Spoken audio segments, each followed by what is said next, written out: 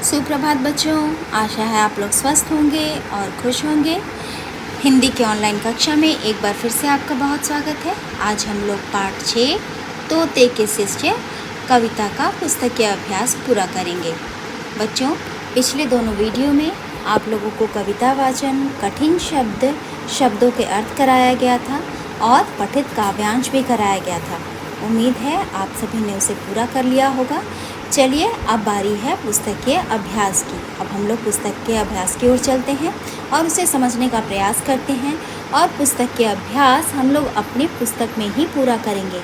आपको उसे दोबारा अपनी कोर्स कॉपी में लिखने की कोई आवश्यकता नहीं है। तो चलिए बच्चों, चलते हैं पुस्तक के अभ्यास की ओर। यह है आपका पुस्तक के अभ्यास। यहाँ पर कुछ शब्द श्रुति लेख लिखे गए हैं। इन सभी शब्दों को आपको ध्यान से पढ़ना है और अपनी कोर्स कॉपी में पूरा करना है। कविता में कुछ शब्द ऐसे हैं जो कि आपके कविता में रेखांकित कराए गए थे, लेकिन अब आप उन सभी शब्दों को अपनी कॉपी में लिख चुके होंगे। आप इन सभी शब्दों को मेरे साथ साथ बोलकर दोहराइए। सिखाया, कौवा, मीठी, कोयल, सहपाठी, जिद, तारीफ और शोर। चलिए बच्चों, अब हम लोग संक्षिप्त प्रश्न उत्तर की ओर चलते हैं, जिसका उत्तर हम लोग सिर्फ शब्दों में देंगे। पहला प्रश्न है, तोता जी ने क्या सिखाया? तोता जी अपनी कक्षा में बच्चों को, अपने विद्यार्थियों को क्या सिखा रहे थे? तोता जी ने क्या सिखाया? गाना। कौन कक्षा में चुप करके नहीं बैठा? ऐसा कौन सा विद्यार्थी था जो अपनी कक्षा में चुप होकर नहीं बैठ रहा था? वो कौन था बच्चों? कौवा। नेक्स्ट क्वेश्चन, कौवा कोयल की कौन सी बात समझ नहीं पाया? कोयल उसे बार बार एक बात समझाया करती थी, लेकिन कौवा उस बात को समझ नहीं पाया। ये कौन सी बात थी? कक्षा में रहने की बात, है ना? कक्षा में ध्यान देने की बात, जिसे कौवा नहीं मान रहा था। कौर सभी के कान खाता था। इस कक्षा में ऐसा कौन था जो सबके कान खाता था? वह कौन था? कौवा। चलिए आगे बढ़ते हैं बहुविकल्पीय प्रश्न की ओर, जिसमें एक प्रश्न के साथ साथ आपको 3 विकल्प दिए गए हैं। इसमें से सही विकल्प को चुनना है और उत्तर को पूरा करना है। किसने पक्षियों को अच्छा अच्छा गाना सिखाया? तोते ने, बगुले ने या मोर ने? सही उत्तर है तोते ने। कौन छिपकर निबौरी खाता रहा? तोता, कौवा या खरगोश? तोता तो शिक्षक ही थे, खरगोश तो उस कक्षा में था ही नहीं, है ना? तो कौन निबौरी खा रहा था बच्चों? कौवा। फिर है, किसकी तारीफें सुनकर कौवा जल भुन जाता था? लोमड़ी की, कोयल की या कबूतर की? लोमड़ी तो कक्षा में थी ही नहीं। कोयल की तारीफ सुनकर वह जल भुन जाता था, और कबूतर भी उन शिष्यों में शामिल था, लेकिन कबूतर की तारीफ नहीं हो रही थी, क्योंकि आपने कविता में देखा, लिखा गया है कि सब चिड़ियों ने सच्चे मन से। तो चिड़िया में बहुत सारी चिड़ियाँ थी, कबूतर भी हो सकते हैं उसमें, लेकिन तारीफ तो कबूतर की नहीं हुई, कौवे की नहीं हुई, किसकी हुई थी? कोयल की। चलिए आगे बढ़ते हैं।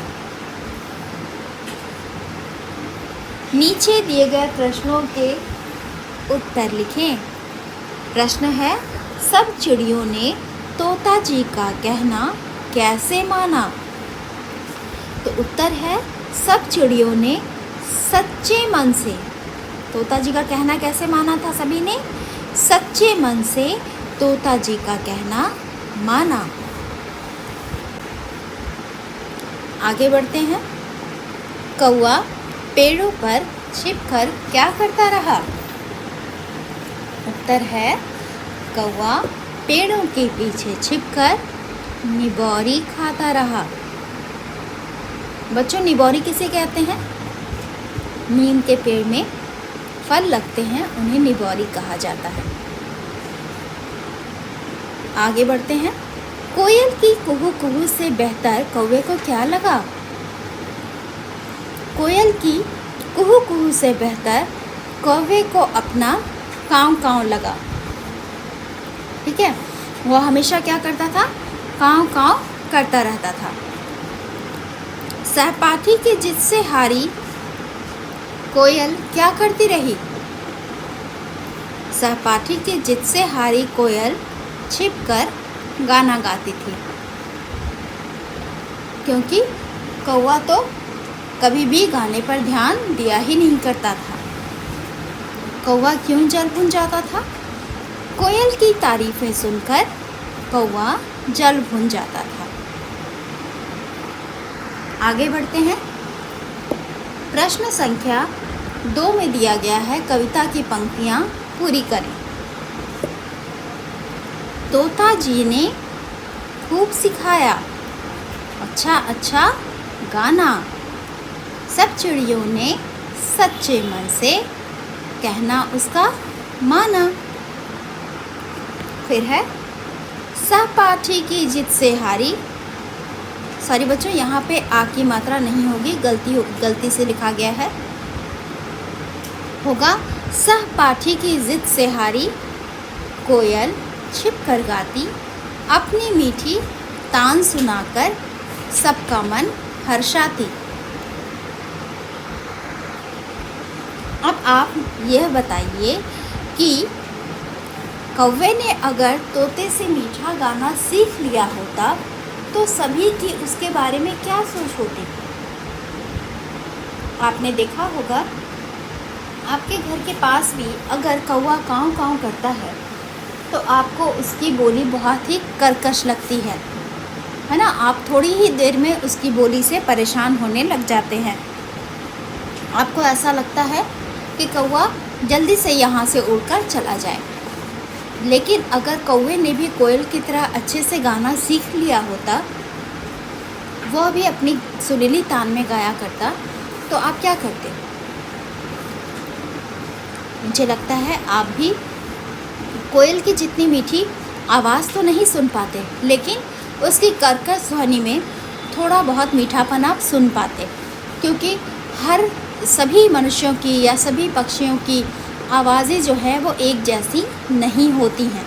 सभी की अपनी अपनी आवाज़ की पहचान होती है। लेकिन मेरा यह मानना है कि अगर कौवा भी अच्छी तरह गाना सीख लिया होता तो वो काँव काँव की जगह शायद कुछ और अच्छा गा सकता था और लोग उसकी उतनी बुराई नहीं करते, लोग उसकी कर्कश ध्वनि को सुनकर इतना परेशान नहीं होते। यहाँ पर बच्चों कुछ नई बातें बताई गई हैं। विश्व में पक्षियों की कितनी प्रजातियाँ हैं? विश्व में पक्षियों की 8,650 प्रजातियाँ हैं, जिसमें से 1,230 प्रजातियाँ जो हैं वह भारत में पाई जाती हैं। और सिर्फ तोते कितने हैं? पूरे विश्व भर में तोते की 320 प्रजातियाँ हैं, यानी कि 320 अलग अलग रंग आकार के तोते पाए जाते हैं। तोते का सिर बड़ा जबकि गर्दन छोटी होती है। तोते बहुत तरह के शब्द सही बोल लेते हैं। आप में से जिनके घर में भी तोते होंगे, आप में से जिन लोगों ने तोते को पाल रखा होगा, आप देखते होंगे कि वह आपके नाम को या परिवार के अन्य सदस्यों के नाम को या मिट्ठू जैसे प्यारे शब्द को वो बहुत ही आसानी से सीख लेता है और बिल्कुल उसी तरह दोहराता है। केवल पालतू तोते ही सीखकर नकल कर सकते हैं।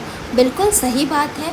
जिन तोतों को आप अपने घर में पालते हैं और उन्हें प्रॉपर ट्रेनिंग देते हैं, उन्हें बराबर सिखाया जाता है, एक ही चीज़ को दोहरा कर बताया जाता है, वह आसानी से उस चीज़ को समझ जाता है और नकल करने लगता है।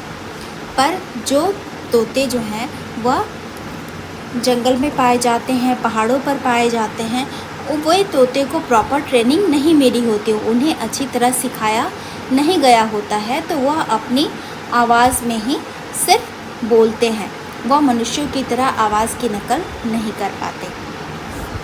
चलिए आगे बढ़ते हैं। यहाँ पर एक वर्ग पहेली है। वर्ग पहेली में से आपको पक्षियों के नाम ढूंढने हैं और लिखने हैं। तो चलिए वर्ग पहेली से हम लोग शब्द ढूंढते हैं। यहाँ पर है मैना, फिर मोर, कबूतर, तोता, कोयल और फिर कौवा। इन सभी शब्दों को आपको चित्र को पहचानना है और उसके सामने सामने उसका नाम लिखना है, जैसे कि तोता, कोयल, कबूतर, कौवा, मोर और मैना। ठीक है, चलिए आगे बढ़ते हैं हम लोग। यहाँ पर दिए गए शब्दों के लिए दो दो समानार्थी शब्द आप लोगों को लिखने हैं।